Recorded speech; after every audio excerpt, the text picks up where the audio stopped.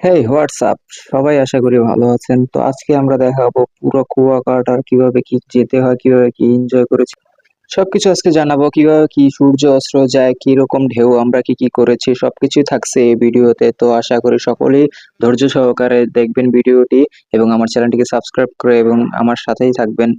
তো চলেন না ভিডিওতে যাওয়া যাক। সর্বপ্রথমে আমি ঘুম থেকে উঠে নিলাম ফ্রেশ হওয়ার জন্য। তার আগে আমি বলে রাখছি যে আমি কুয়াকাটা থেকে 120 কিলোমিটার দূরে অবস্থান করছি, একটি পটুয়াখালী গ্রামে। তো এ হচ্ছে সকালে পুকুরের অবস্থা, শাপলা ফুল ফুটেছে এখানে অনেকগুলো এবং মাত্র সূর্যটা উঠতেছিল। তো দেন আমি ব্রাশ হাতে নিয়ে সাবান টাবান নিয়ে সবকিছু রেডি হতে যাচ্ছি, কারণ আমরা বের হব। তো এই হলো আব্দুল জলিল, তো ও আমার সাথে চলছে, আমার সাথেই যাবে।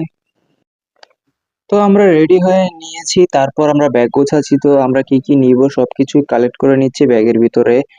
যে ওখানে যে অনেকক্ষণ থাকতে হবে সারা দিনের জন্য এবং আমাদের প্যাকিং ট্যাকিং সবকিছু সারতে হবে। তো ফাইনালি আমাদের প্যাকিং শেষ। এখন আমি আর আমার সাথের জন, যার নাম রাফসান, ও আমাদের ও শার্ট পরেছে, আমিও শার্ট পরেছি, বাকি যেগুলো আছে। তো দেন এগুলো সবকিছু সারার পর দিয়ে আমরা বের হব। তো আমরা একটা পুরো সারাদিনের জন্য রিজার্ভ বাইক নিয়েছি। তো আমাদের এখান থেকে নিয়ে যাবে, সম্পূর্ণ কুয়াকাটা ঘুরাবে এবং কি সূর্য অস্ত্র পর আমরা আবার ফিরবো। তো ইনি হলেন আমাদের বাইক ড্রাইভার, ওনার বাইকে করেই আমরা চলবো। তো লেটস গো। আমরা এখন রওনা দিয়ে দিয়েছি, আমি এবং আমার স্টুডেন্টস। ওর নাম হলো রাফসান, ও আমার কাছেই পড়তো, দেন আমি এখন জব নিয়েছি, তো সেই কারণে ও আমার কাছে এখন পড়ে না। তো আমি চললাম, আমার সাথে ও চললো রাফসান, তার সাথে একটা মামা চললো আর ড্রাইভার মামা।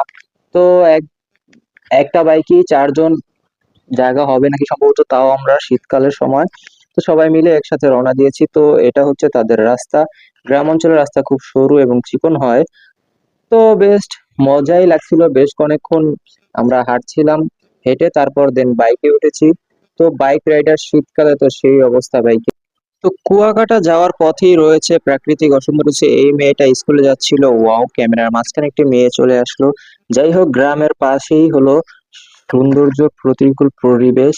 কিন্তু আমরা শহরে থাকি, এই কারণে আমাদের এই পরিবেশ দেখা হয় না, তাই ক্যাপচার করে নিয়েছি। এটা হচ্ছে পটুয়াখালীর প্রথম একটি ব্রিজ। এই বৃষ্টিতে অনেক বিকালে ঘুরতে বের হয় সবাই এই জায়গায়। তো এটা হলো কুয়াকাটা যাওয়ার পথে প্রথম ব্রিজ। তো দেন আমরা এখন এই মামাটিকে ছেড়ে দিব, কারণ ওনার বাসে যেতে হবে।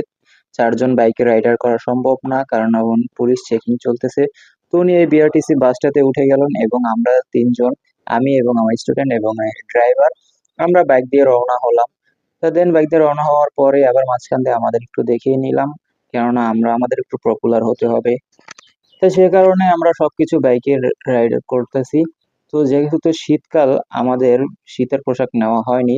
তো দেন আমাদের 120 কিলো যাওয়া লাগবে, সেজন্য আমাদের অকটেন নিতে হবে। তো আমরা অকটেন নিয়ে নিচ্ছি, 5 লিটার অকটেন প্রথমে নিয়েছিলাম। দেন আসার সময় যদি আবার প্রয়োজন হয় তো আবার নিব। তো আমরা অকটেন নিয়ে এখন আমাদের টাকা দিতে হবে। তো 590 টাকা হয়েছিল, কিন্তু 600 টাকার মিল করে দিয়ে দিয়েছি, হয়তো 10 টাকা ভাঙতি ছিল না। তো দেন 400 টাকা আবার ব্যাক দিয়ে দিল। তো এখন আমরা রওনা হব, চলো লোকেশন কুয়াকাটা। তো দেন মাঝপথেই ড্রাইভার মামার হিসু চেপে বসে, তো উনি তাড়াহুড়া করে হিসু করে নিচ্ছে, কারণ আমাদের আরো বহু দূর যেতে হবে, সেই কারণে জলদি করে সম্ভব হতে হবে। আর যা শীত পড়েছে, আমার যা পিছনে হিরো, দেখেন যে সে বাইকের উপরে পুরা, যেমন আছে না শিম্প্যাঞ্জি, ঘাড়ের উপর নিলে যেভাবে থাকে ও সেভাবে আছে। কারণ কি জন্য, এই যে এখন চলে আসছে পুলিশ, চেকিং চলতেছে কেন জানি না, কিন্তু চেকিংটা খুবই ভালো। আমরা পুলিশ দেখে নেমে গেছি, আমার পেছনে দেখা যাচ্ছে অসংখ্য পুলিশ। তো ওনার বাইকের কাগজ টাগজ ঠিক আছে নাকি সবকে চেক করছে। তো চেক শেষে আমরা বের হলাম। এখনো 29 কিলোমিটার কুয়াকাটা বাকি আছে। তো দেন সকাল সকাল এই অপরূপ সৌন্দর্য উপভোগ না করলেই নয়। তো আমরা আবার রওনা হলাম কুয়াকাটার উদ্দেশ্যে। রাস্তা তো ফুরোচ্ছেই না, এদিকে তো শীতে আমাদের অবস্থা খারাপ। আমরা শুধু শার্ট পরে বের হয়েছি, কারণ জানি না আমাদের এত শীত লাগবে গ্রাম অঞ্চলে, সেই কারণে আমরা শীতের জ্যাকেটও আনি নাই। এটি হলো কুয়াকাটা যাওয়ার পথে দ্বিতীয় সেতু। তো এই ব্রিজটির নাম আমার ঠিক মতো জানা নেই, কিন্তু ব্রিজটা অনেক বড় এবং অনেক লম্বা। তো এই ব্রিজটা পার হলে আরো সম্ভবত আরো দুইটা আছে, ব্রিজ পার হতে হবে।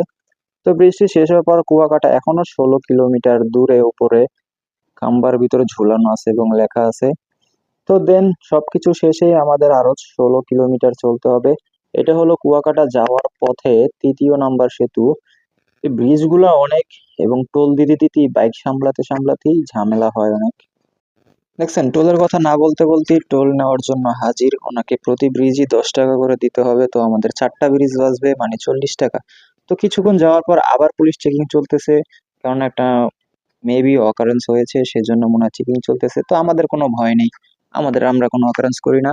তো দেন আবার দেখা গেছে আবার আরো নাকি বহু কিলোমিটার এখনো বাকি। তো এটা হলো 3য় নাম্বার পদ্মা সেতু, গ্রাম অঞ্চলের ছোটখাটো পদ্মা সেতু। তো দেন এখানে এগুলো সব দেখতে পাচ্ছেন কুয়াকাটার সব হোটেল।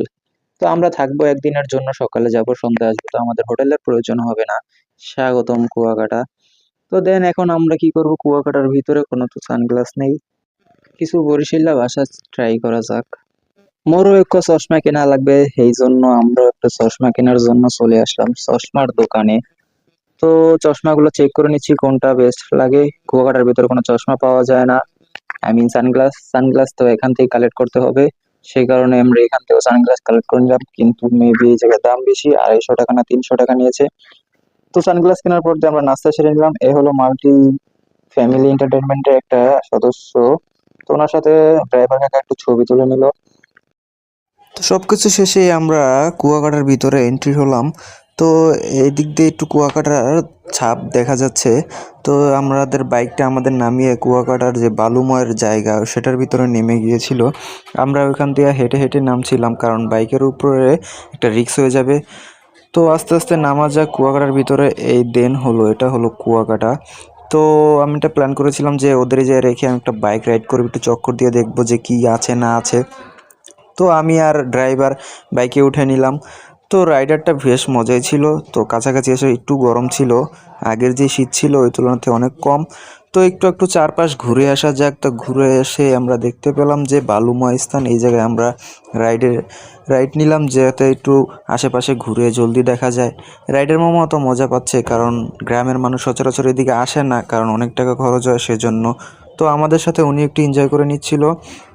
এটা ছিল মেবি সকাল 11টা কিংবা 12টার দিকে, একটু দুপুর হয়ে গেছিল, কারণ আমরা একটু দেরিতেই বের হয়েছিলাম। তো এটা হচ্ছে সমুদ্রের মেবি দক্ষিণ সাইড। তো এখান দিয়ে ভিতরে অনেক লম্বা জায়গা, মানে অনেক জায়গা জুড়েই এটাকে কেন্দ্র করা হয়েছে। তো দেন এ হলো সমুদ্র ঢেউগুলো এখন আস্তে আস্তে একটু বড় হচ্ছে, কারণ দুপুরের দিকে বিকালের দিকে আরও বেশি স্রোত কমে যায়, দুপুরের দিকে একটু মোটামুটি থাকে স্রোত। তো ইনি হচ্ছে ড্রাইভার মামা, তো উনি একটু ক্যামেরার দিকে তাকিয়ে একটু মুচকি মুচকি হাসি দিচ্ছে, গ্রামে নাকি বলে ছোট্ট হাসি। যাই হোক, তো দেন সম্পূর্ণটা ঘোরাঘুরি শেষ করে আমরা আবার রিটার্ন যাচ্ছি বাকি সদস্যর কাছে। তো আমাদের সব কিছু বাইক রাইড শেষ। তো এখন আমরা ড্রেস চেঞ্জ করে নিব পুকুরে, সরি নদীতে, নদীও না, সাগরে নামার জন্য। তো আমি একটা টি শার্ট এবং একটি শর্ট প্যান্ট পরে নিয়েছি। আমার যে রাফসান আব্দুল জলিল, উনিও একটি হলুদ শর্ট প্যান্ট এবং টি শার্ট পরিধান করে নিয়েছে। তো এখন আমরা পানিতে নামবো তাই। তো দেন পানিতে নামার আগে সানগ্লাসটা তো ভুলে গিয়েছিলাম, আবার ব্যাগ চলে গিয়েছিলাম সানগ্লাস আনার জন্য। ওই যে সানগ্লাস এনে আমি আর আমার স্টুডেন্টস, যার নাম কিনা রাফসান। তো দেন আমি ফার্স্টে সমুদ্রে নেমেছিলাম। তো ওরে পিছন দিয়ে ক্যামেরা দিয়েছিলাম ভিডিও করার জন্য। ও একটু ফার্স্ট টাইম, তো আমাদের দুজনেরই ফার্স্ট টাইম, তো একটু বেশি উৎসাহ ছিল, আগে গোসল করবে পরে দেন ভিডিও করবে। তো আগে যদি আমরা গোসল করে নিই পুরোপুরি ভিজে যাব, তো আগে ভিডিও করেই তারপর আমরা গোসল করার সিদ্ধান্ত নিয়েছিলাম। তো ফার্স্টে একটু একটু ভিজিয়ে নিয়েছিলাম। তো এটা হলো আমাদের অপর সাইড, সমুদ্রের একটুখানি ঘুরিয়ে নিল। সেই বিশাল বিশাল ঢেউ হয়েছিল, এখানে পানিও কম। এই দেখেন, আমি কিন্তু সাঁতার পারি না, তাও এই ঢেউর সাথে একটু হাতটা নাড়িয়ে একটু সাঁতারের ভাবটা নিয়ে নিচ্ছি। কারণ আমাদের ঢাকা শহরে কোনো জায়গায় পুকুর কিংবা নদী এগুলো খুবই স্বল্প, নেই বললেই চলে। তো আমাদের কোনো সাঁতার টাতার শেখা হয়নি। তো এখানে ভালোই আমরা এনজয় করেছিলাম। তো আমাদের গোসল টোসল শেষে আমরা প্ল্যানিং ছিল যে দুপুরে খাবার টাবার করব, তারপর দেন ফ্রেশ হয়ে ঘুরবো। দেখুন ঢেউটা খুব চমৎকার ছিল, পুরো তলিয়ে যাওয়ার মতো। ঢেউটার সাথেই আমি চলে এসেছিলাম, আরও জাম দিয়েছিলাম যদি একটু সাঁতারের ফিলটা নেওয়া যায়। তো সাঁতার শেষে আমরা সবাই একটু টায়ার্ড হয়ে গিয়েছিলাম। তো দেন ভাবলাম, দেখুন সাথে সাথে আরও একটি ঢেউ চলে আসছিল। দুপুরের দিক দিয়ে মেবি অনেক ঢেউ থাকে, আর আমরা অনেকগুলো ঢেউই পেয়েছিলাম দুপুরের দিকে, কারণ এই সময় সূর্যের আলো পানি খুবই উত্তাপ থাকে এবং তাদের তালমেল খুবই ভালোই হয়। তো সাঁতার সাঁতার সব কিছু শেষে আমি চেয়েছিলাম একটু ভিডিও করে নিব, যে সমুদ্রে আসা হয়নি, তো ভাবছিলাম এই জায়গায় একটু ভিডিও করব। তো এগুলা ভিডিও করার সাথে সাথেই ভিডিও করার চেষ্টা করছিলাম, ওকে একটু দেখিয়ে দিয়েছিলাম কিভাবে কি করব না করব। তো ভিডিও করার সময় একটা দেখি কি ঢেউ চলে আসছে, ঢেউতে উড়িয়ে নিয়ে যাওয়ার পালা ছিল।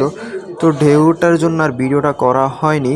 তো রাফসান একটু ঘুরিয়ে নিচ্ছিল, দেখছিল আরও একটি ঢেউ আসছিল, আমি আবার সামনের দিকে এগিয়ে আসছিলাম, কিন্তু না, ঢেউয়ের সাথে আর পারা যাচ্ছিল না, সে কারণে আর সামনেও যাওয়া হয়নি।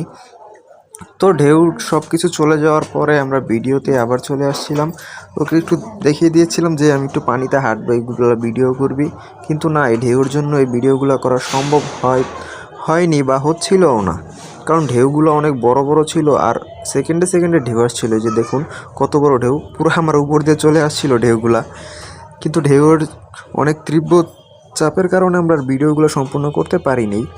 আর এই ভিডিও, ট্রাভেল ভিডিও, ব্লগ ভিডিওতে এত স্টাইলিশ ভিডিও হয়ও না। দেখছেন চশমাটা, মানে চশমাটা ডিরেক্টলি হারিয়ে গেছিলো নিচে, পরে আবার দেখি না চশমাটা হাতের ভিতরেই আছে। তো আমি তো আর একলা মজা করলে হবে না, আর আমার একলা দেখালেও হবে না, আমার সাথে যেই মানুষ আছে ওদেরও একটু দেখাতে হবে, সে কারণে ও একটু এনজয় করুক, আমি একটু ক্যামেরাম্যান হয়ে যাই। ওর একটু হাতে প্রবলেম, তো ওরা বলছিলাম যে একটু মানে ভিতরে গিয়ে একটু লাফালাফি বা একটু সাঁতার কাটতে, কিন্তু না, ও সামনাসামনি বসে একটু লাফ দিচ্ছিল, কারণ ওর বাম হাতে একটু সমস্যা আছে, হাতের ভিতরে একটু সমস্যা হলে আরও ঝামেলা। তো সব কিছু আমাদের গোসল শেষে আমি একটা পান নিয়ে নিয়েছিলাম, মিষ্টি পান, আমি সম্ভবত পান খাই না, কিন্তু এটা নাকি খুবই মিষ্টি। তো আমাদের এই স্টুডেন্ট, সরি রাফসান ভাই, উনি এখন সব পাওয়ারে, কারণ উনি একটু ছবি তুলতে গিয়েছিল, ছবিটা আনতে গিয়েছিলাম। তো ছবি টবি শেষে আমরা একটু নাস্তা করে নিয়েছিলাম, কারণ দুপুরবেলা এই জায়গায় হোটেলের রেটগুলো অনেক ছিল টাকা, তো সেই জন্য আমরা একটু সিঙ্গারা পুরি বাকিগুলো খেয়ে নিয়েছিলাম। তো আমাদের গোসল শেষ, তো এখন আমরা সব কিছু ট্রাভেল করব, যে আরও কী কী আছে এই জায়গায়, সৌন্দর্যর কী জায়গা আছে না আছে। এই সময় মাত্র মেবি 2টা থেকে 3টা বাজছিল, তো রোদ ছিল ভালোই। তো আমরা একটু চলেছিলাম কুয়াকাটার বাম পাশে, তো এখানটা ভাবছিলাম আরও বড়সড় কোনো রিসোর্ট বা আদার্স কোনো প্লেস ছিল, কিন্তু না, সামনে যত যাচ্ছি কোনো রিসোর্টও ছিল না, কোনো প্লেসও ছিল না ভালো, যে জায়গায় আমরা বাইকটা রেখে ছবি টবি তুলবো, ওই জায়গায় গিয়ে আমরা ফেসে গিয়েছিলাম। তো একটু শর্টকাট নেওয়ার জন্য আমরা বালুমা স্থানে ঢুকে গিয়েছিলাম, কারণ আমরা যে ভালোভাবে চিনি না, আমি ভাবছি হয়তো রাইডার ভাইও চিনে, কিন্তু দেখি উনিও না, কি ফার্স্ট টাইম। তো সেই কারণে আর ওই দিকে যাওয়া হয়নি, তার অপোজিট সাইডে আমরা চলে গিয়েছিলাম, এটার দিকে হলো মেবি 4টা বেজে গিয়েছিল। তো সমুদ্রের তীরে সমুদ্রের এগুলো ভালোই লাগছিল, সমুদ্রটা আসলেই অনেক সুন্দর, বিকাল দিকে আরও সুন্দর হবে। তো সমুদ্র পার করে আমাদের ওই সাইডে যেতে হবে, যে আর একটু ভালো প্লেস ছিল ওই জায়গায়। তো এই মাঝখান দিয়ে আমাদেরও দেখে নিলাম 2 হিরো আলম, একটা হলো আফজাল, একটা হলো জলিল, জানি না কাগো নাম বললাম, কিন্তু দুইজনকে একটু দেখিয়ে নিয়েছিলাম। তো তারপর দিয়ে একটু ভাবলাম পুরো সৌন্দর্যগুলো ক্যাপচার করি, এটি হলো সুন্দরবন এসেছিল মুখ দিয়ে, না আসলে কুয়াকাটার ভিতরে এই গাছগুলো বেশি নাকি ফেমাস, কীরকম পেঁচানো টাইপের হয়, আর পাতাগুলো হয় পেঁচানো টাইপের। তো পাতার ভিতর দিয়ে আমাদের যে জায়গায় মানে ছবি টবি তুলবো ওই জায়গায় যাওয়ার কথা, তো এন্দা আমরা সবাই চলে যাচ্ছি। আমাদের গোসল শেষ, এখন আমরা যাব সূর্য অস্ত দেখতে। তো সূর্য অস্ত যে জায়গায় বেশি ভালো করে দেখা যায় যায় অনেক দূরে, মিনিমাম কুয়াকাটার ভিতরেই, তো এটার থেকে মিনিমাম আরও 5-6 কিলো হবে, এত ভিতরে। তো ওই জায়গায় যাওয়ার পরে এরা দুইজন দেখছিল অনেক শামুক, এই সাইড দিয়ে অনেক শামুক দেখা যাচ্ছে, কারণ ওই সাইডে সব ঢেউ আসে, আর এই সাইড দিয়ে বিকালে পানিতে এত ঢেউ আসে না। তো ঢেউ যেই সময় আসে, তো এই শামুকগুলো পরে ঝিনুকগুলো মানে এই বালুময় স্থানেই রয়ে যায়, আর পানি তো এত দূর আসে না, বিকালে ঠান্ডা হয়ে যায়, সেজন্য এগুলো যেতেও পারে না। তো সব পর্যটকরাই বিকালে এদিকে আসে, তো আমরা দুইজন এই জায়গায় আসছি, ওরা সবগুলো একটু শামুক নিয়ে নিচ্ছিল। তো দেখলাম এই জায়গায় দোলনা, তারপর হইলো কি কি আরও ছিল। তো এই যে এইগুলো যদি করতে হয় নাকি, যারা কষ্ট করে ওদের একটু 20 টাকা বা থেকে 50 টাকা দিয়ে একটু খুশি করে নিতে হয়।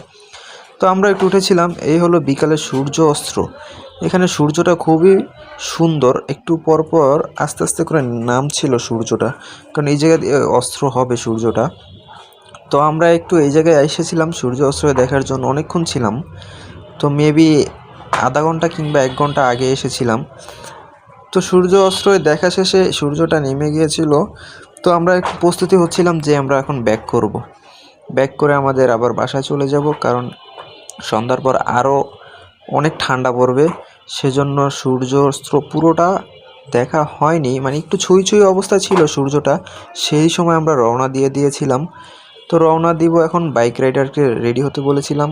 তো আমরাও একটু রেডি হচ্ছিলাম, কিন্তু জায়গাটা খুব সুন্দর। বিকালে, শীতকালে না আসলে গরমকালে আরও অনেকক্ষণ থাকা যেত, কিন্তু শীতকাল তো বেশিক্ষণ থাকাও যাবে না, কারণ আমরা শীতের কোনো পোশাক বা জ্যাকেট কিংবা আদার্স কিছু আনি নেই। তো আমাদের বাইকটা এখানে ফেসে গিয়েছিল, বালু তো অনেক, সেজন্য বাইক রাইডার বললো এখানে নামেন, আমরা একটু সামনে যেয়ে উঠি। তো দেন আমরা এখন কুয়াকাটা থেকে বের হব, মানে ওই এরিয়া থেকে পুরো ত্যাগ করব। এরিয়াটা ত্যাগ করার জন্য আমাদের আবার 6-7 কিলো বাইক রাইড করে যাওয়া লাগবে, কারণ আমাদের রাস্তা 6-7 কিলো দূরে। তো বেশ মজাই ছিল কুয়াকাটার ট্রাভেলসটা। দেখুন সূর্য পুরো ছুঁই ছুঁই অবস্থায় এখান থেকে অস্ত্র যায়। তো আমরা সামনাসামনি না বসে বাইক রাইডারে বসে দেখার চিন্তা করেছিলাম, কারণ আমাদের যেতে হবে অনেক দূরে।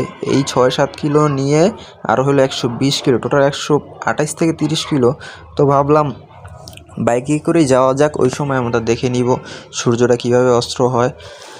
তো আমরা অনেকক্ষণই বাইক রাইডার ছিলাম। সৌন্দর্য অপরূপ, আসলে সন্ধ্যার বেলা আরও সৌন্দর্য বেড়ে গিয়েছিল সূর্য সানসেটের জন্য। এখানে গাছপালাও ছিল ভরপুর। দেখুন সেম এই জায়গাটা কক্সবাজার এরকম শেওড়া গাছ দিয়ে ভরা, আরও যে সূর্যের যেই ভাবটা থাকে, হালকা ভাব, এটাও এরকম থাকে। সম্পূর্ণটা কক্সবাজারের মতোই, কুয়াকাটাও কম না। যাই হোক, তো এই সানসেট সম্পূর্ণটা দেখা হয়নি জায়গায় করে, আমরা বাইকে করে রাইড করে গিয়েছিলাম আর দেখছিলাম। আসলে জায়গাটা এখন সুন্দর লাগছে। এখন সুন্দর লাগলেও এখানে থাকা সম্ভব হবে না, কারণ আমাদের অনেক দূরে যেতে হবে। আর ভুল করেছিলাম, যদি শীতের কোনো পোশাক নিয়ে আসতাম, কে জানে যে এত শীত পড়বে। ঢাকা তো এত শীত পড়ে না, সেজন্য আমরা এরকম প্রস্তুতিও নিইনি। তো দেন সব কিছু শেষে আমরা এখন রওনা দিয়েছি আমাদের সে পটুয়াখালীর বাসা, যে আমাদের বোনের বাসা, সেখানের উদ্দেশ্যে। আমরা এখনও যেই কুয়াকাটার যে 6-7 কিলো গিয়েছিলাম ওইটাও পাড়ি দিতে পারি নাই, কারণ অনেক দূরে। আর এই যে তো বালুময় স্থান, বালুময় জোরে বেশি স্পিডেও তোলা যায় না বাইকে, কারণ চাক্কা ফেসে যায় বালুর ভিতরে। তো আস্তে আস্তে যাওয়া লাগতেছে, কারণ কিছু করার নেই। বালু, অন্য কোনো ওয়েও নেই, অন্য কোনো রোডও নেই, একটাই রোডে বালুর উপর দিয়ে যাওয়া লাগবে। তো বালুর উপর দিয়ে যাওয়ার শেষে আমাদের একটা রোড আছে, মানে মেইন রোডে উঠতে হবে। তো এই চিপা চাপা দিয়ে রাইডের এটার পার হলেই মেইন রোডটাও পাবো না, মানে একটা সরু রোড পাবো, ওইটা দিয়ে আমাদের মেইন রোডে যাওয়া লাগবে। তো এই ফাইনালি আমরা উপরে উঠে গেলাম। উপরে উঠে দেন একটু 40 থেকে মেবি 60 নেওয়া হয়েছিল স্পিড। এখন তো খুব ঠান্ডা লাগছিল, বিকালে কোনো সূর্যও নেই, পুরো ঠান্ডাটা আমাদের কষে পাবে। তো আমরা মেইন রোডে উঠেছিলাম। তো সবাই এখন ঠান্ডা পুরো চিল মুডে। রাফসানের তো পুরো ঘুমেই ধরে গিয়েছিল, যা ঠান্ডা পেয়েছিল। আর কোনো সূর্যর ছায়াও নেই, কারণ সূর্য পুরো তলিয়ে যাওয়ার শেষেই ছিল। তো এখন কি করার, প্রচণ্ড বাতাসও ছিল, বাতাসের ভিতরে আমাদের যাওয়া লাগবে, কারণ এখানে আর কোনো ইয়েও নেই। আমরা বাইক সারাদিনের জন্যই রাইড করে নিয়েছিলাম। সামনে দিয়ে দেখি গ্রামের কিছু মহিলা সহ পুরুষ যাচ্ছিল। তো এখানে একটু শয়তান মাথায় চেপেছিল, ভাবছিলাম একটু স্লোমো ভিডিও করে নিই, কিন্তু দেখলে তো গণপিটানি খেতেই হতো। ভাগ্য ভালোই যে কোনো মেয়ে মানুষ আনি নেই, কারণ এইসব জুয়েলার্স দেখলে মেয়ে মানুষের দিতে আমি ফকির হয়ে যেতাম। তো কি বেশ কিছুক্ষণ আমাদের আগেই ছিল মেয়েগুলো, ওরাও ট্রাভেল করছিল। তো এই হলো আমাদের কুয়াকাটার সম্পূর্ণ গন্তব্য শেষ। সবাই আশা করি ভালোভাবে দেখবেন, আমাদের জন্য দোয়া করবেন। আল্লাহ হাফেজ।